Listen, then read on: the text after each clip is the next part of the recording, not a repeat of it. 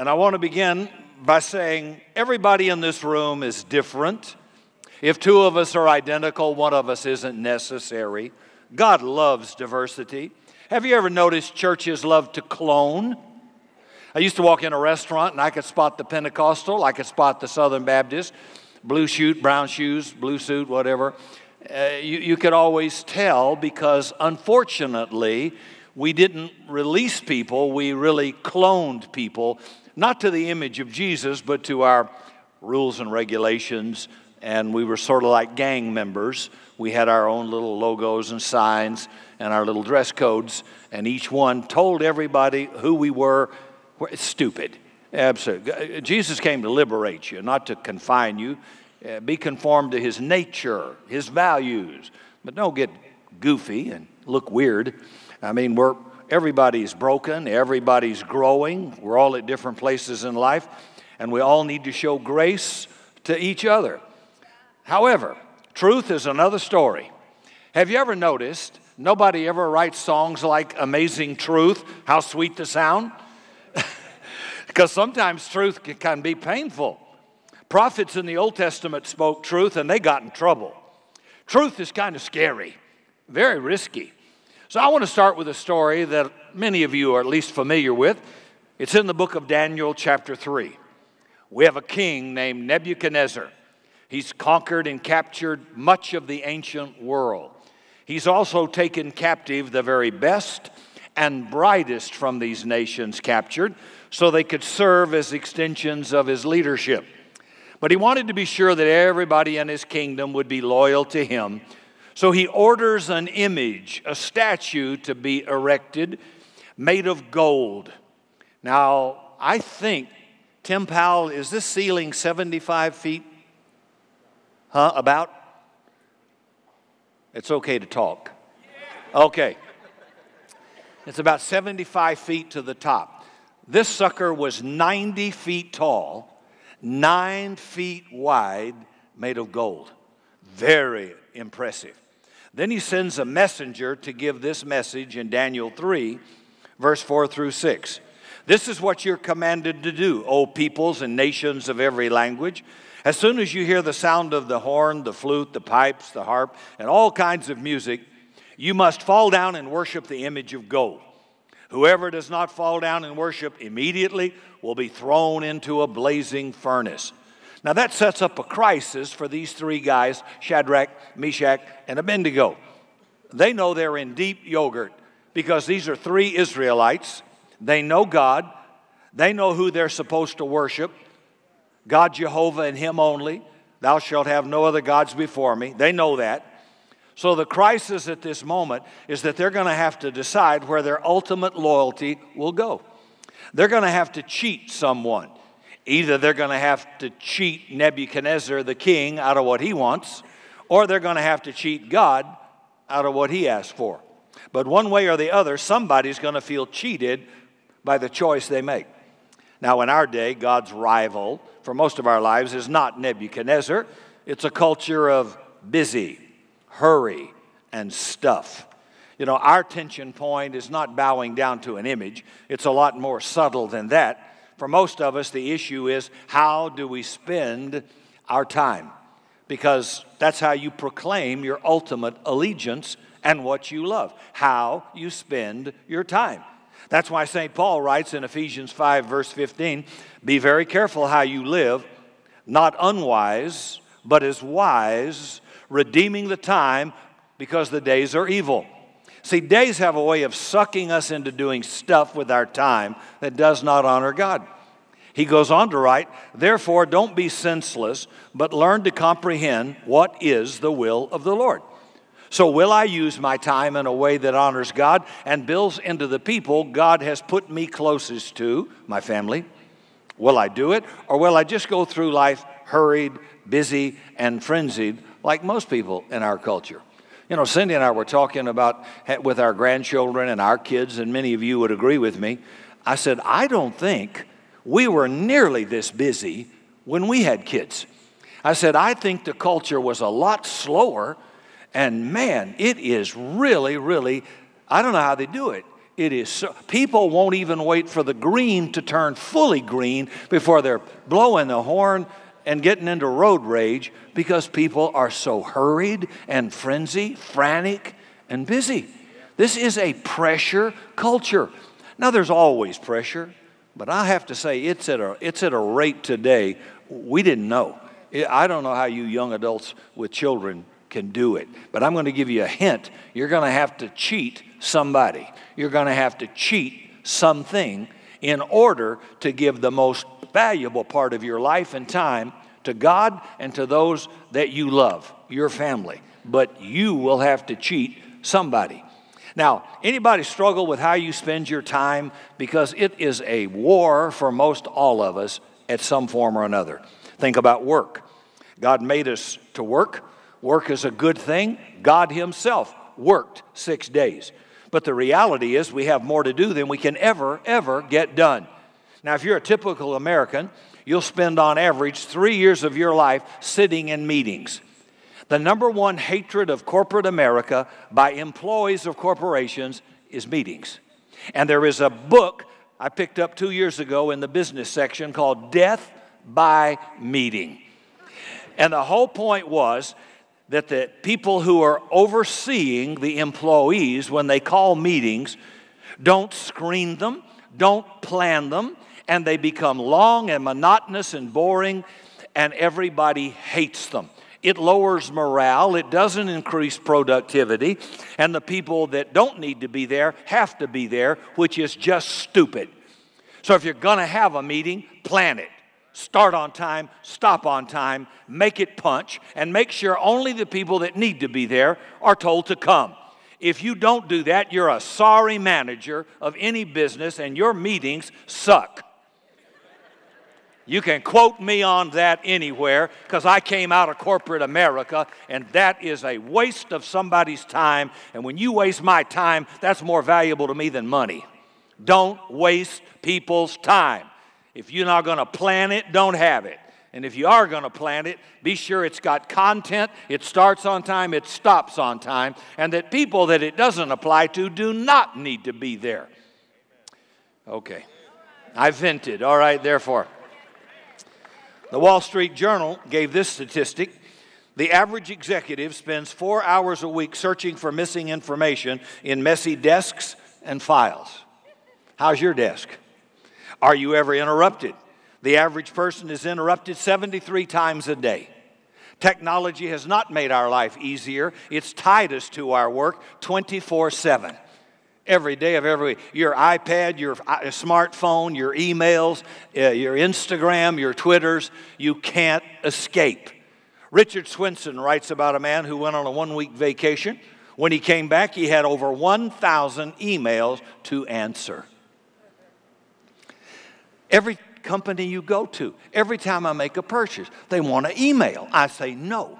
I don't want you in my life. I don't want to respond to you. No. Can everybody say no? No, don't give it to them. And then they talk about privacy, and every company wants your email, your address, your birthmark, your tattoo. And I thought, how can you have privacy with all this invasion? Be careful who you let invade your space. It's about time. Swenson goes on to say, next Christmas, if you want to give somebody a gift that will really enhance their lives, give them a phoneless cord. A phoneless cord. You'll have to think about that. Here's the problem. If you say, I'm going to get everything done my work demands, I'm going to meet with every person, answer every call, I'm going to go to anybody who needs my time, attend every meeting, complete every project, take advantage of every opportunity, when would you ever leave an office? Never. It will always ask for more. So there's just not enough time. When you go home, that takes time. The average American will spend 75 minutes per day commuting. You will spend 6 months of your life sitting at traffic lights waiting for lights to turn green. And there should be a special place in hell for people who break at green lights. Pray for me. And because there's not enough time, we multitask. There's a study about dangerous things people do while driving. The third most dangerous thing is talking on the phone while driving. People do it because they don't have enough time. The second most dangerous thing people do driving is putting on makeup. And some of you know who you are. But the single most dangerous thing people do while driving is read. Dear Jesus, that amazed me. People who read and drive simultaneously. Just not enough time. So we keep trying to invent ways to make life at home go faster, make projects take less time. I read this week, if you put instant coffee in a microwave oven, you actually go backward in time. You'll have to think about that one too.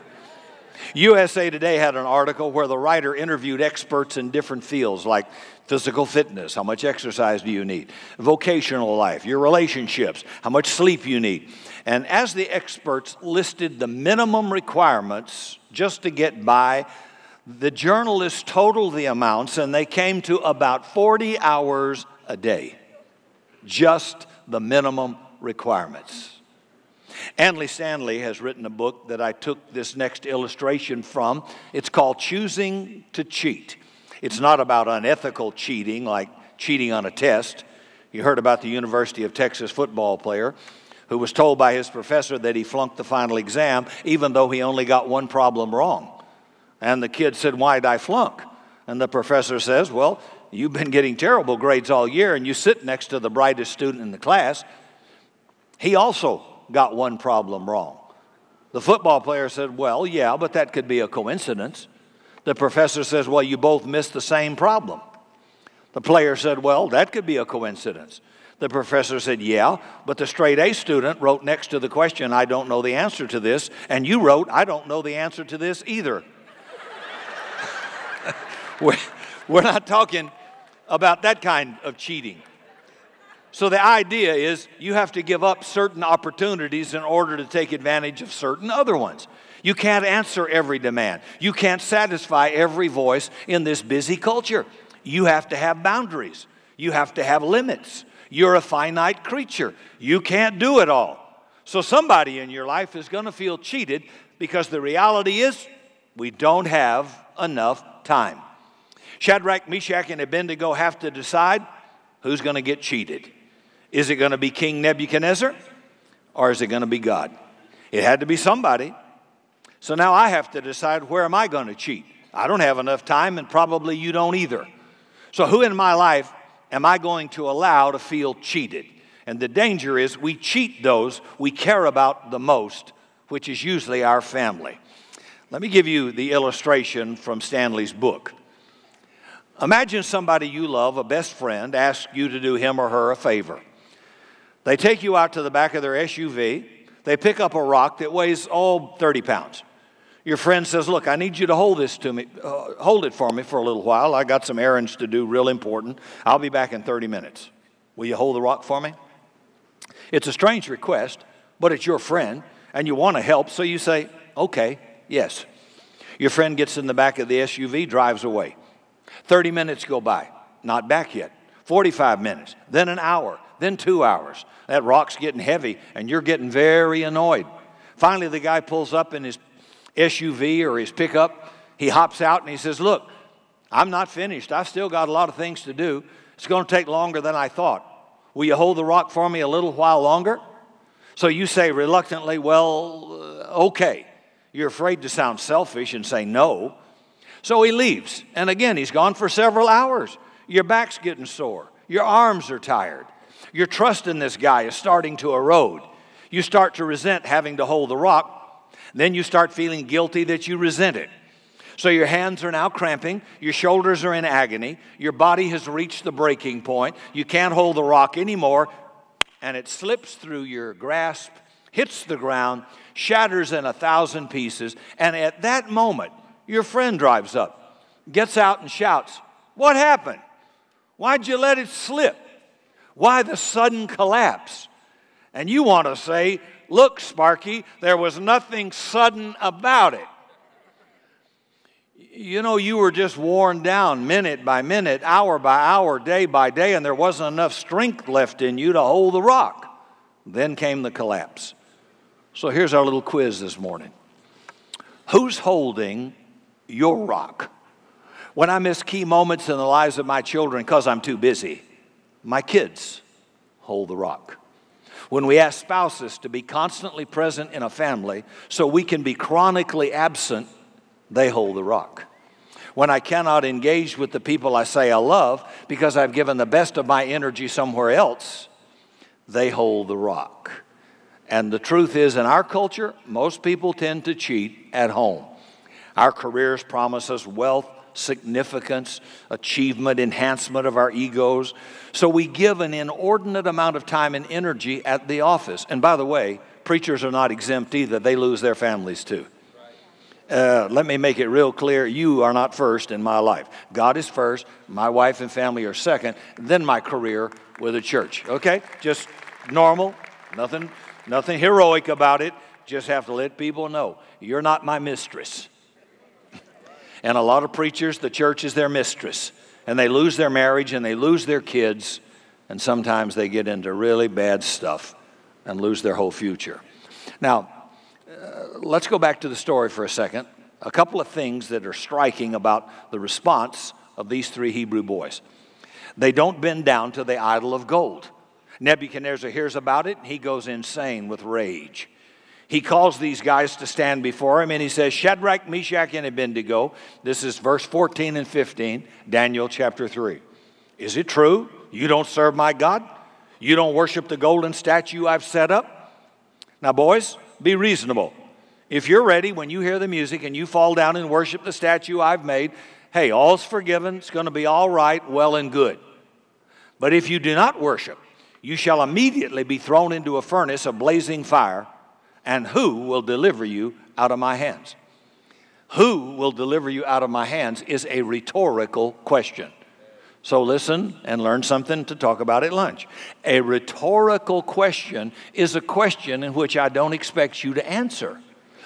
We say to our children, Billy, do you want a spanking?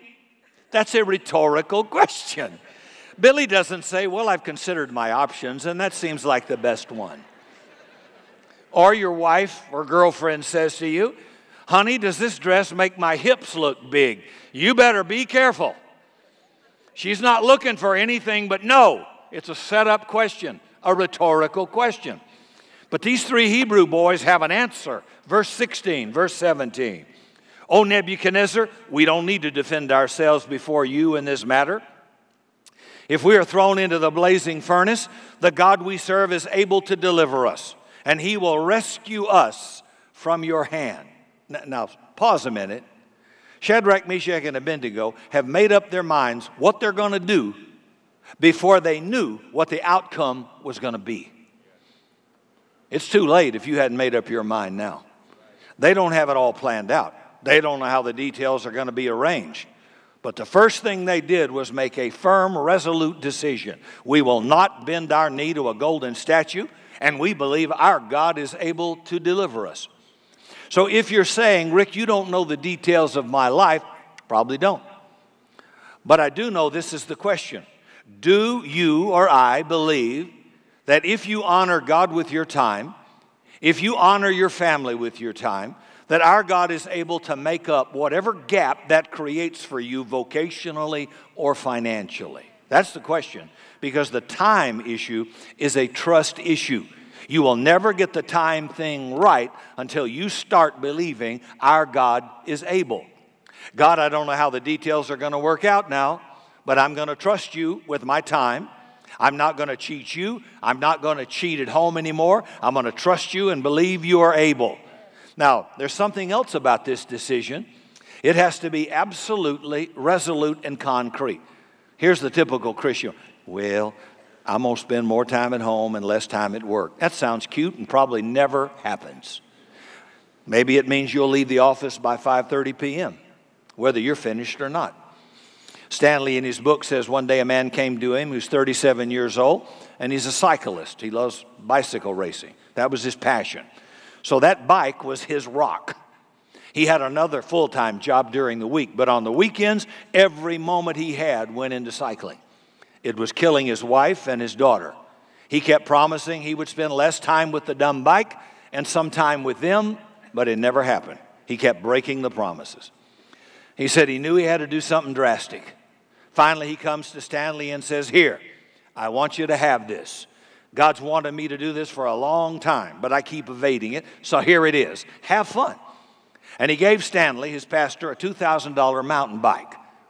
So I suggest for all of us that you put a stake in the ground, because this is more than a vague intuition. It could be a golf clubs, a bass boat, fishing, a hobby that you have. And by the way, nothing wrong with it at all until it cheats the time away from what's most valuable. If you can't come to church because of your dumb bass boat, put it in the parking lot out here. Make a drastic. We'll sell it and pay off the room downstairs. Or your golf clubs. Some of those clubs cost $500-600 each. There's nothing wrong with golf. There's nothing wrong with your boat, nothing wrong with your hobby. The point is, it's about your time. And if you can't whip it by just saying, yeah, I need to, do something drastic. If that possession possesses you, destroy it. Break that golden idol so that you can honor God. If you're so busy and you've got 4 houses and 3 jets and you've got so much money and so much opportunity and time that you can't go to church, you're going to cheat God, you're going to cheat your family while you're running around, you're in trouble. You're not making a good deal. Some of you young adults, you want to party all Saturday night and all Friday night, and then by the time you roll into the house at 3 o'clock in the morning or 4 o'clock in the morning, you can't get up and go to church. You cheat God. For what? The one God you need in a crisis. Oh, Rick, pray for me, pray for me. Yeah, let's see if we can talk to God. You've been cheating on him. Let's see how he's a God of grace and mercy. I'm going to ask him to help you.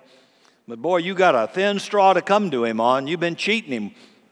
Try cheating on your wife and then ask her for mercy and see if it's really easy. Come on.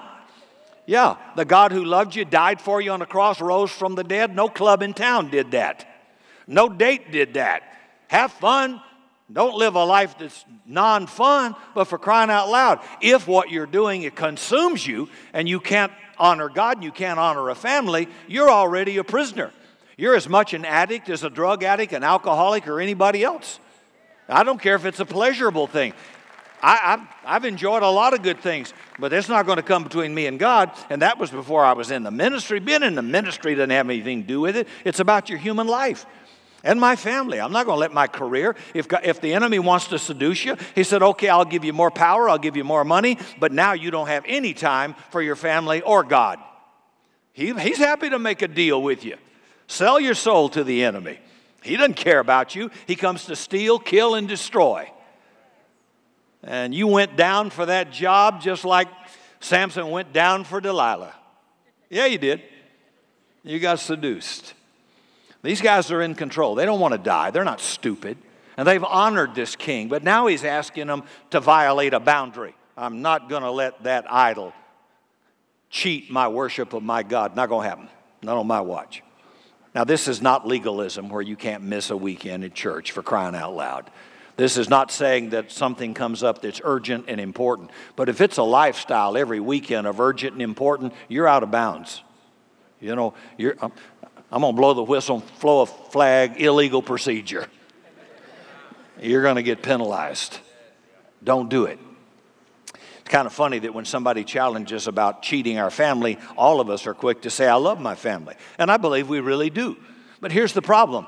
I judge my love for my family by my feelings. Most men do. But the people in my family judge my love for them by my schedule. How do you spell love? T-I-M-E. Can I spell it money? Nope. Can I spell it good intentions? Nope. Time. From the oldest in this room to the youngest, having hot flashes with all your juices flowing right now. If you're in love with somebody, you can't wait to be with them. And there doesn't have to be any reason at all. One of my mentors says, you know how you love somebody? You want to be with them for no reason. Time. And so this is why our children, we can give them gifts, we can buy them cars, we can buy them clothes, we can give our wives anything I want but us. See, we cheat. Everybody cheats. If you're going to live a balanced life, you're going to have to cheat something or someone to give your allegiance to the ones that are the most important. Your family's more important than your career. I can lose people. I could lose an elder. I could lose a deacon. I could lose a friend. But I don't want to lose my wife.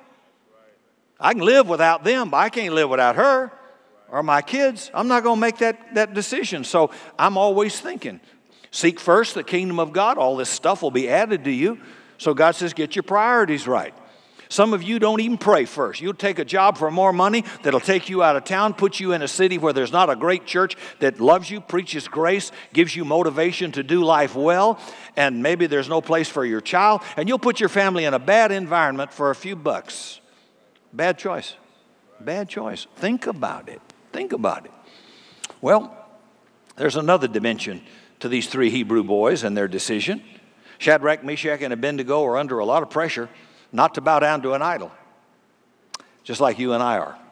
The king says, bow, and their heart's saying, don't bow. A lot of pressure. But they say to Nebuchadnezzar in verse 17, our God is able to save us, and we believe he will rescue us from your hand, O king. And by the way, if he chooses not to for some greater reason, we want you to know, O king, we still not going to serve your God. Wow. That's called, even if he does not, faith.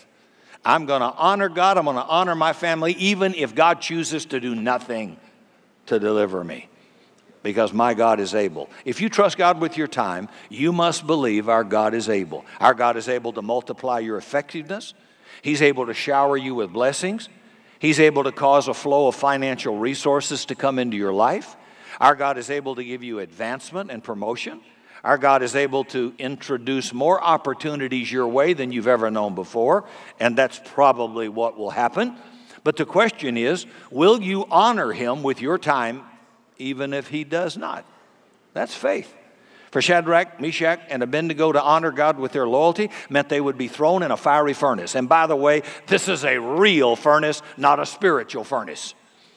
In some places of our world right now, people will face torture and execution if they honor God. Think about that. What about us? If we honor God with our time, what in the world is the worst thing that could happen? What would our fiery furnace look like? Well, maybe I won't be promoted as rapidly. Maybe I'll have less money. Maybe I won't get the car I want. Maybe I won't get to buy a house in the neighborhood that's sort of my dream. Maybe my resume won't look impressive. Big deal. Gals, maybe you have to cheat your house. Well, for crying out loud, cheat your house if you need to. Just stuff. Instead of dusting, write the word joy in the dust on the furniture one weekend. Don't make it your idol. A kid came running to his mother crying, Mama, Mama, is it true what the preacher says that from dust we were made and dust we will return? And his mom said, yeah, Billy, why'd you ask? The kid said, because I just looked under my bed and somebody's either coming or going. I don't know. Big deal. Dust is only a small particle rearrangement. Cheat the house if you need to. See, if you trust God with your time, it'll probably mean dying to something. But it leads to life. But by the way, it's scary. When God called us to come and start a church, that was the last thing in my whole world I would ever want to do, because my images were all messed up. Oh, golly, it's going to be awful. My life's going to suffer. It's going to be pitiful. It's going to be small. It's going to be petty. I'm going to have to hang around religious people, and I love business, and I love adventure, and I love travel, and this is just awful, and I'm going to make any money, and I'm going to have to, I'll give my life to God, and I'll have to marry some old ugly woman and move to Pakistan or somewhere. I don't know. Yeah, these are images that are all lies of the enemy, but we get them. And I'm 44 years old when this is happening. Well down the road. Life is good. And I'm thinking, I'm going to have to make a choice. Who am I going to cheat? And I battled with that for about a couple of years. See, it wasn't a weekend decision. I'm not easy. When I'm in. But when I ain't sure, I'm not sure. I'm just telling you. But when I make a commitment, I'm in 100%. My yes is yes. My no is no. But I had to battle the same thing. What if it doesn't work out? What if the church doesn't go? What if I'm not any good? Well, I believe my God is able to deliver me. But if not, I'm going to do what he said, come hell or high water. If I have to live in a 12-wide mobile home, I did that one time. I drove a Volkswagen with 200,000 miles on it. I had one suit like cardboard. I can do it again. Here's the thing. If you get your self-worth, your esteem, your value, your prominence, your power, your security from stuff, you're sick. Because you can lose all that stuff in a day. Then are you worth nothing? If I drive an S-Class Mercedes or a Bentley down the road at $250,000, am I more of a person than if I drive a Volkswagen? For God's sake, no. The best guy is the guy it's paid for. That's a good, live within your means. Be happy. I was happy before. You ought to be happy. The car, if stuff, if mansions, if jewelry, if sex, if all that would make your life meaningful and happy, then there wouldn't be Entertainment Tonight on TV. There wouldn't be People magazine would go out of business. Everybody loves God. Everybody's happy. Everybody's staying married. Nobody's on drugs. Does it happen? Nope. Because that won't do it for you. And so you got to make your own choices at some time, but who are you going to cheat? Well, our God is able. If I honor him with my time, I believe he's able to make up the gaps. But even if he does not, I will trust him with my time. So Shadrach, Meshach, and Abednego will not bow. Now, Nebuchadnezzar is really ticked off. So he orders the furnace to be heated 7 times hotter than ever and throws them in. When he looks in, they're still alive. Looking at them in Daniel 3, verse 25, Nebuchadnezzar says, didn't we throw 3 guys in there? They're still alive. And there's a 4th guy walking around in that furnace. So you can squeeze God out if you want to. You can cheat on God if you want to. But when people decide, I'm going to honor God with my time, I will not cheat God. I will not cheat the family he's given me. I'm not going to get to the end of my life and look back with regret and see that people who should have mattered the most to me got the least of my life. I won't do it. I won't cross that line. So I'm going to challenge you this morning to make the decision to honor God with your time. Maybe it means you set a time to leave the office each day. Maybe it means you're going to protect most of your weekends. But I dare you to take the risk of trusting God with your time and see if Jesus doesn't show up and bless your life, your family, and your heart. It's part of his grace. Sometimes when Cindy and I are alone and just talking, we remember our girls being little squirts. And we remember pushing them on their tricycles, and then their little bicycles, and then 4-wheelers, then God help us, cars. But we remember, and we sit there thinking, it seems like it was just yesterday. Now, if some of you are in your 20s and you're bulletproof, and you figure you're going to live 6 zillion years, and it's going to be a long time, and now at 70, I think, my life is a vapor. Whew. That's what Scripture says. It's a vapor. God doesn't say number your years.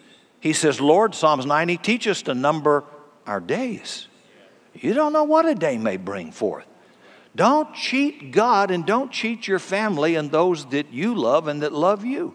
And I was just thinking how quickly the days have gone by, and how did our house get empty? Of course, now we have grandchildren to occupy it. But time. Maybe you've squandered a lot of it, but it's not too late. That's what grace is for. Summit is a house of grace. Jesus Christ came full of grace and truth.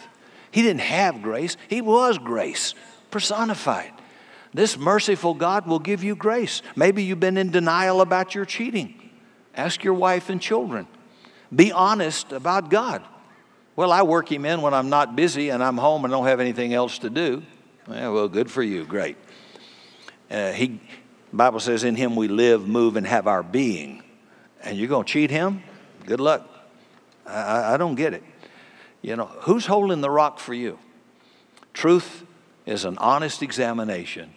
Am I making somebody that loves me, someone that died for me, or my family that loves me, hold my rock? So that same Jesus gives us grace and truth, and he's also Lord of time. Be real careful who you choose to cheat. Don't cheat God. Don't cheat your family. God first, family second, career third. And occasionally you have to make choices that might seem to limit you, hold you back, make less money. But I tell you, if you can look at the people who have wrecked their lives, they would give anything to go back and make proper adjustments. It's just not worth it. I want to live a no-regret life. Not a sinless life, but a no-regret life. I talked about grace, and I just don't think it gets preached enough because the critics of grace are your legalists. And they say, well, you just believe everybody can do anything they want to do. Well, pretty much they do. They do. But Jesus did something for you that you couldn't do. He died for you. And this is not a place where you're judged by performance. It's the performance of Christ, sinless, kept the law, died, rose from the dead. Everything else God asked us to do is for our benefit on earth, not to get to heaven. I'm getting angry because, like, I'm watching Sportscast in there a while ago, and, well, so-and-so NFL player has come out gay. How will this affect the sport? Like there's never been any gay football players that you didn't know? And I said, why are you making this such a big issue? Why don't we have a program dedicated to, we had 70 NFL pro players in fornication this past week. How will that affect the league? We had over 40 in adultery this week. How will that affect the league? No, they just pick one of all sins and magnify it to make a story. Before God, we all need grace. It's grace. It's not what you did, it's what He did. And then there's a story, this church welcomes anybody. I don't care if you're with a drug cartel or you're stripping on a pole. I'm glad you're here. This is good news. I can't fix you. I can't preach mean and angry and judgmental and change your heart. God's the only one that can fix you. My wife can't fix me. It's God's Word. It's God's Holy Spirit. And little by little, working on me changes my value, my morals. But I'm not being evaluated for heaven based on my performance, or I'm finished. It's based on His performance. And so don't let these issues crop up and cloud the work of the cross so that your justification and your righteousness is based on your performance. It is not, believe me. I wouldn't be married. My wife could have dumped me a long time ago if it's based on performing as a wonderful, loving husband. It's been adjustments, it's been mercy, it's been forgiveness, it's been grace. And that's exactly what God gives. So don't make a church, well, they let anybody go to that church. What a wonderful church. That ought to be every church. Are you kidding me? Yeah, I'm not going to put you up in leadership, but I love you. I'm glad you're here. Welcome. Get over it. You're not an issue to me. I could care less. Well, I've been in prison. Well, good. We got people in here still in prison. You were in a physical prison, and they're still in bondage to their stuff right now. So don't let one sin become a major issue. They're all sin. And if you've sinned one sin, you've committed all of them, God said. We all need mercy. We all need forgiveness. We all need grace. And I'm sorry, that's not part of my message, but I just got ticked off watching it in there as though, what is the special deal? Kind of like all the way back to Jesus' day. We had adultery. We had immorality. We had homosexuality. We had abortion. We had everything going on. Jesus said, look, I'm going to fix your heart. I love you. I'm going to die for you. And then, if you'll let me, if you'll get that word in you, if you won't cheat me from my time, little by little, I'll work my morals into you, my values into them, but it's little by little, and we fail, and we ask God for forgiveness, and He gives us forgiveness. He's not walking around with his iPad checking me off each day. I checked in with Jesus. All He can see, righteous, accepted in the beloved, made innocent, no condemnation. Because of Jesus, not my performance. So let me go on record on this webcast or live, whatever. I don't hate anybody. We all need mercy and forgiveness from the top to the bottom. And if you don't, and you've got your life perfect and there's no sin in your life, go home. The rest of us will hang around and get some mercy and grace and help and encouragement and forgiveness, and hopefully get our lives molded to be a little bit like Him. And for some of us, it takes longer than for others. But you're not special because you're rotten. We're all rotten. All have sinned and come short of the glory of God. That's why I'm begging you, don't cheat God. You get your lazy rear end out of bed. You get here Saturday night or you get here Sunday morning, and you let God speak to you because He loves you. He's got a good plan for you. Let Him get that word, not my word, His word in you. and show your honor. Bless him. Give your time, your talent, and your treasure to honor this incredible God who gave his life for you. Don't push him aside because he doesn't demand. Push away the rest of the stuff that does and enjoy a great life. Let's pray.